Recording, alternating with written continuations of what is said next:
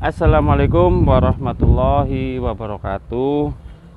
Berjumpa lagi bersama saya Dulur di Pojok Hukum. Saya akan meneruskan ya tentang jaminan fidusia. Ini mungkin nanti episode-episode atau mungkin video-video saya yang akan datang, kita mengupas tentang jaminan fidusia. Kan Dulur sudah paham ya, sudah tahu ya video yang sebelumnya apa itu jaminan fidusia, terus bagaimana dan lain sebagainya, undang-undang yang mengatur, Undang-Undang 42 tahun 1999, seperti itu. Untuk judul video kali ini saya akan menceritakan atau membahas mengenai jaminan fidusia apabila tidak ditandatangani, atau mungkin bisa jadi si debitur atau si penerima jaminan fidusia atau si penerima kredit itu tidak merasa menandatangani, ataupun juga dia tidak mengetahui apakah sudah menandatangani atau bukan dan lain sebagainya. Untuk itu, sebelum saya lanjutkan, silakan like seperti biasanya, komen di kolom komentar, share dan subscribe. Salam Pojok Hukum.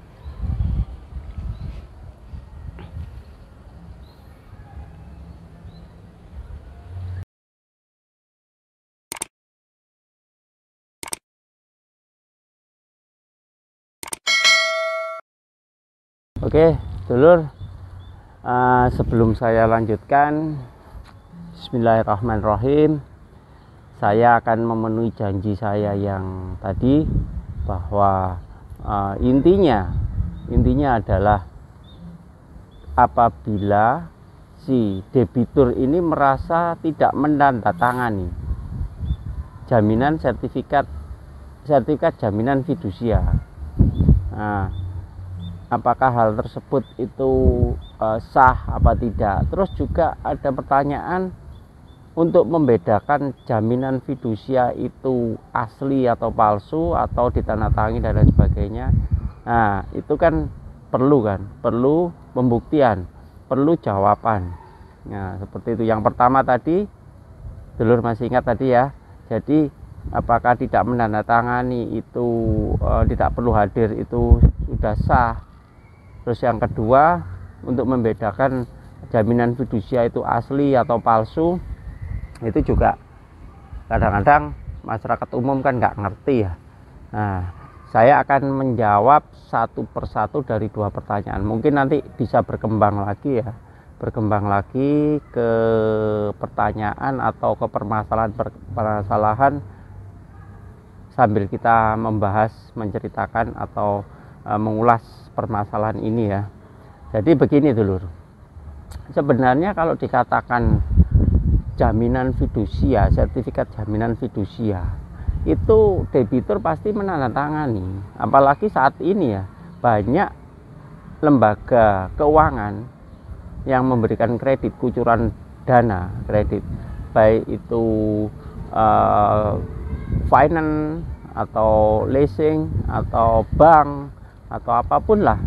Itu biasanya untuk saat ini karena sering terjadi permasalahan hukum, biasanya dalam surat akad kreditnya, akad kredit ya, perjanjian kredit itu, akad kreditnya itu dilampirkan yang namanya surat kuasa, terus kwitansi, bahkan ada kwitansi, balik nama dan lain sebagainya. Nah, karena perusahaan-perusahaan seperti itu, perusahaan pembiayaan seperti itu ya tidak sebodoh yang kita pikirkan gitu loh. Karena apa? Dari situ dia mengantisipasi hal-hal yang tidak diinginkan. Kalau seandainya terjadi kredit macet, penunggaan atau dan lain sebagainya, secara otomatis dia nggak bisa mengeksekusi, tidak bisa menarik kendaraan itu. Terus juga melalui prosedur-prosedur hukum seperti gugatan ke pengadilan. Dulur tahu sendiri kan kalau gugatan di pengadilan itu kan juga memakan waktu, memakan biaya, memakan yang namanya rugi waktu, rugi biaya, terus rugi macam-macam lah, tenaga dan lain sebagainya. Nah, makanya biasanya pihak fidusia sendiri atau pihak leasing atau lembaga pembiayaan sendiri itu saya kok sanksi kalau tidak merasa menandatangani. Pasti di situ dilampirkan di dalam suatu berkas, dicampur dengan akad kreditnya tadi, perjanjian kredit tadi, itu dimasukkan poin-poin di situ, atau mungkin dimasukkan dalam bentuk surat kuasa. Nah, terus dulur sendiri merasa dirinya nggak menandatangani, padahal dalam suatu perjanjian itu pasti dia menandatangani tapi enggak ngerti, karena kecil-kecil gitu tulisannya kan, dulur tahu ya. Emang apa sih nggak boleh? Sombong amat. Kadang-kadang itu tulis kecil-kecil sekali, mau baca berapa lembar itu kayaknya males sekali. Yang penting surveyor atau petugas survei lapangan itu yang penting sudah sodori, ada materainya, terus ada apa surat-surat ditandatangani, ini para itu sama dengan menyetujui. Saya kira ya sudah. Nah, jadi kesimpulan daripada pertanyaan tadi, dia tidak merasa menandatangani. Saya kira kalau merasa itu kan bisa ya bisa tidak ya, tapi dibuktikan biasanya setelah kasus itu berjalan, ada permasalahan, terus baru berjalan, terus akhirnya baru tahu kalau sudah ditandatangani. Walaupun dengan alasan dia nggak ngerti, dia nggak membaca dan apa, itu sudah sah bertanda tangan di bawah ini pada tanggal sekian, bulan sekian, tahun sekian, pihak pertama sebagai pemberi kredit atau kreditur, bank, PT, apa-apa, bla bla bla, terus sebagai pihak pertama, terus pihak kedua, debitur, apa namanya dan sebagainya. Dari situ itu pertanyaan yang pertama sudah terjawab. Sedangkan pertanyaan kedua untuk membedakan asli sama palsunya. Sekarang ini kan zamannya serba canggih ya, dulur. Sekarang ini zamannya serba informasi teknologi. Nah, jadi dulur bisa langsung aja buka di Google, search di Google, di kota dulur berada, jaminan itu berada, akad kredit itu berada, lembaga leasing itu berada, finance itu berada, terus ada perwakilan namanya Kemenkumham tadi ya, Departemen Kemenkumham. Nah, itu ada loketnya, loket khusus untuk pensertifikatkan jaminan fidusia. Dari situ ada linknya khusus untuk fidusia. Nah, dari situ sudah masukkan aja nomor sertifikat jaminan fidusia. Biasanya ada nomor sertifikat jaminan fidusia itu mungkin saya ada ya, saya itu contoh-contoh dulu bisa lihat search di Google sertifikat jaminan fidusia. Di situ ada nomornya, nomor sertifikat pendaftarannya, tanggal berapa, terus berlakunya dan lain sebagainya, atas nama siapa, debiturnya itu ada. Itu nanti dulur isi, terus dulur tanyakan apakah itu terdaftar apa tidak. Di situ langsung kalau terdaftar biasanya langsung muncul jeret muncul sah apa tidaknya jaminan sertifikat fidusia. Tapi kalau sertifikat jaminan fidusia, tapi kalau tidak muncul ya palsu. Tapi tidak mungkin lah, kecuali mungkin juga orang-orang yang oknum-oknum yang memanfaatkan itu untuk memalsu. Saya nggak ngerti lagi, itu ranahnya sudah ranah pemalsuan, ranah pidana 264, 265, 263 dan lain sebagainya, pasal KUHP pemalsuan itu, pemalsuan dokumen atau surat. Jadi dua-duanya sudah terjawab ya sesuai Undang-Undang 42 tahun 99 ya. Terus ada lagi pertanyaan begini, apabila apakah ketidakhadiran untuk menandatangani jaminan sertifikat fidusia itu sudah sah? Ya itu tadi sudah ada surat kuasa. Kalau surat kuasa sudah ada, saya kira untuk hadir sama tidaknya itu ndak masalah sebetulnya, karena sudah ada surat kuasa.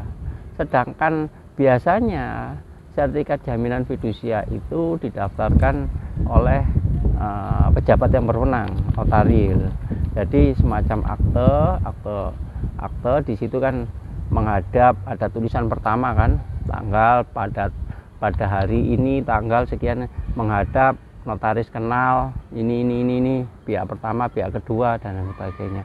Jadi masalah itu bisa melalui surat kuasa atau berupa surat kuasa yang sudah dilegalisir oleh notaris. Ada cap stempelnya Garuda itu biasanya di situ. Itu stempel Garuda itu sudah legalitasnya sudah cukup ya, karena dari pihak notaris kan pejabat yang sudah ditunjuk ya, sudah ditunjuk untuk mengesahkan suatu pembuatan akte, terutama ini akan kita bahas ini kan akte sertifikat jaminan fidusia. Setelah itu baru didaftarkan, biasanya pihak notaris yang mendaftarkan atau pihak leasing yang mendaftarkan. Ya, saya kira cukup sekian, cukup singkat ya untuk episode ini. Pertanyaan tadi tiga pertanyaan. Yang pertama tentang tanpa HD, tanpa menandatangani apa bisa, itu sudah saya jawab. Terus juga yang kedua, untuk memastikan asli sama palsu sudah saya jawab. Terus yang ketiga mengenai apakah hal tersebut bisa melalui notaris atau tidak, atau bagaimana, itu sudah saya jawab. Oke dulur sudah sedikit paham, tahu pengetahuan tentang jaminan fidusia. Jadi sekarang ini sudah banyak orang memakai jaminan sertifikat fidusia ya. Memang dari situ ya diatur ya hak dan kewajiban masing-masing pihak. Jadi hak dan kewajiban masing-masing pihak antara debitur dengan kreditur. Kadang-kadang orang merasa sudah dijaminkan sertifikat fidusia sudah aman, belum tentu. Kadang-kadang kita itu kalau malah nggak dijaminkan, nggak ada sertifikat jaminan fidusia, malah kekuatan eksekutorialnya, kekuatan demi keadilan berdasarkan ketuhanan yang Maha Esa, itu kadang-kadang ya nggak kuat, nggak bisa dieksekusi. Jadi untuk menghadapi debt collector itu nanti saya bahas episode selanjutnya. Oke dulur, terima kasih. Wassalamualaikum warahmatullahi wabarakatuh. Semoga ini bermanfaat.